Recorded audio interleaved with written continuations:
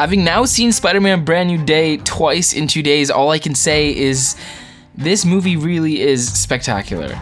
I think everyone can agree that this movie was a breath of fresh air because it finally didn't feel like your typical Marvel movie. Also, I'm just gonna say this right off the bat, this movie was good, but it was not better than Spider-Man 2 in my personal opinion. I'm gonna cry.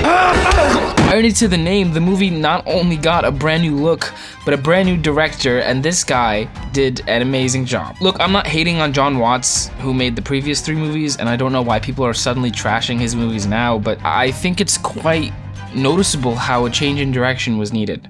This movie upped everything in every department. The movie looked better, felt better, but more importantly, it allowed Tom Holland to really shine and show his capabilities as an actor.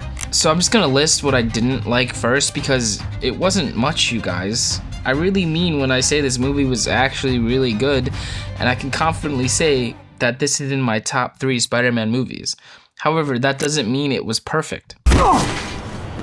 I'm good. The pacing was not too much of an issue, but I'm not just gonna sit here and pretend that it wasn't there. The Jean Grey stuff that they added in to help establish the future X-Men movies was cool, but sometimes it felt like it just went on a little too long. And I'm not saying the Jean Grey scenes itself were bad, just placed weirdly. And sometimes I feel like it pulled us away from the actual story, and for a minute or two, I would just say the pacing could have worked a little better, but it was never an issue where it pulled me out fully, just something I noticed.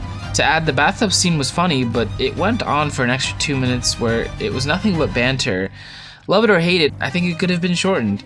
I think having Peter's arachnoid abilities come out was a cool factor, but something I wish they took a little more seriously. I mean, it could just be me, but I love to see him let loose against Scorpion. Don't get me wrong, but there was one point to where I was like, dude, just accept the damn powers. He spent most of the movie trying to avoid them, and I understand at first, but a lot of the movie could have been spent him honing in on it a little more. I really love the scenes where his senses were overloaded and the sound design and visuals really got to be showcased there. Those were kind of just my negative thoughts, but now let's just hop into what I really did like about it. So I think it's no secret that the first thing we all probably noticed were the visuals. Yeah, they looked pretty damn good and way better than the previous 3. Again, not trying to trash on Jon Watts or the DP, but it's just a noticeable step up. I loved how some of the shots had Peter completely in the shadows, or the lighting was more contrasty. The DP was really allowed creative freedom, and it felt like they finally had a chance to break free from the original Marvel lighting. I think the movie also did a really good job of capturing the small moments. A scene that stood out in particular was when Peter was building Legos with Ned and hanging out with MJ. It made us all feel for him, especially when he said, "I really miss you guys." It's a small scene, but it makes us remember that Peter at the end of the day is just like the rest of us.